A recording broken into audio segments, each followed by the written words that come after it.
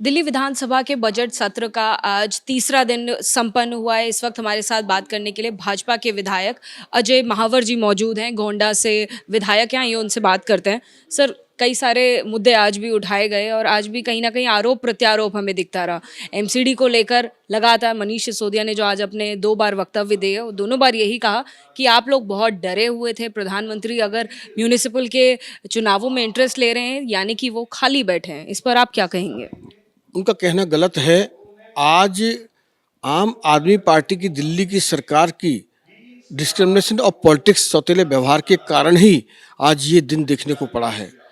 चौथे वित्त आयोग का भी पूरा पैसा नहीं दिया, पांचवें वित्त आयोग का नहीं दिया, छठे वित्त आयोग का नहीं दिया। हर तरह से निगम को पंगु बनाने का काम किया और जो रीसेटलमेंट कॉलोनीज और अनऑथराइज्ड कॉलोनीज जिसकी सफाई की व्यवस्था दिल्ली सरकार के हाथ में है, 2018 से अब तक उन कर्मचारियों को वेतन का पैसा दिल्ली सरकार ने रिलीज नहीं किया।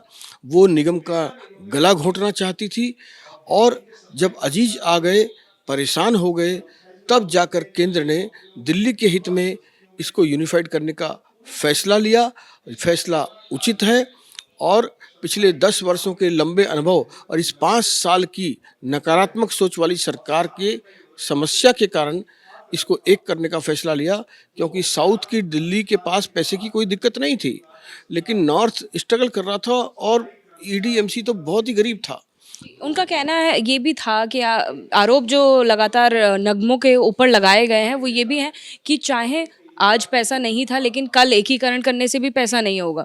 क्या लगता है कि कल को बजट रहेगा? जैसे कि नॉर्थ दिल्ली में या फिर पूर्वी दिल्ली का जो नगर निगम है उसमें अक्सर बजट नहीं रहता था, दक्षिणी दिल्ली में हमेशा अपडेटेड रहता था, तो एकीकरण करने से बजट रहेगा?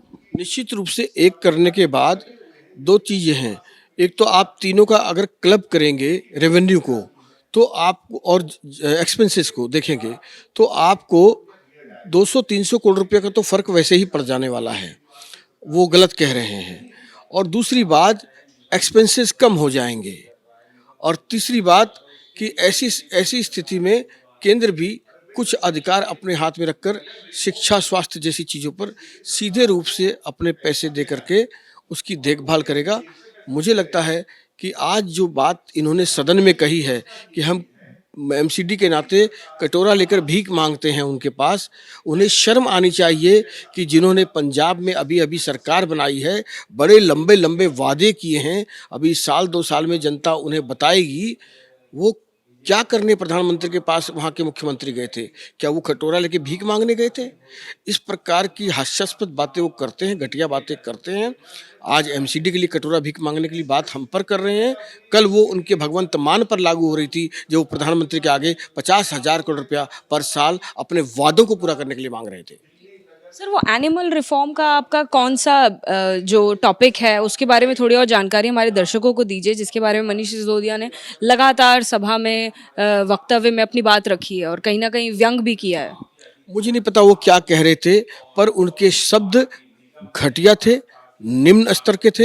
एक उप मुख्यमंत्री के मुख से सदन के अंदर ऐसी भाषा मुझे अच्छी नहीं लगी, गिरे हुए स्तर की लगी। जो कुत्ते की पोटी की चिंता प्रधानमंत्री करेंगे, इतनी घटिया बात उन्होंने की है।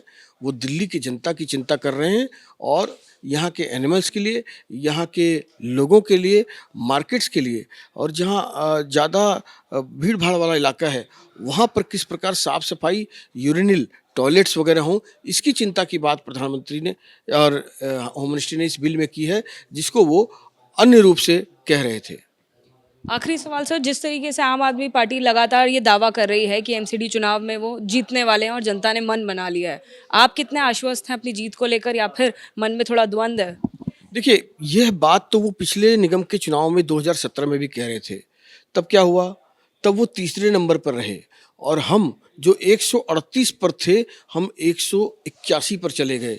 यानी उसके से भी ज़्यादा बहुमत, पिछले 10 वर्षों के काम के बाद का भी ज़्यादा हम बहुमत में आए। तो इसलिए वो तो ऐसा कहेंगे ही ना, लेकिन हमें अपने सामर्थ्य पर भरोसा है। वो बार बार पंजाब दिखाना चाहते हैं, वो उत्तर प्रदेश नहीं देखना चाहते, जहाँ 403 में से 357 सीटों पर उनकी जमानत जब्त हो गई है।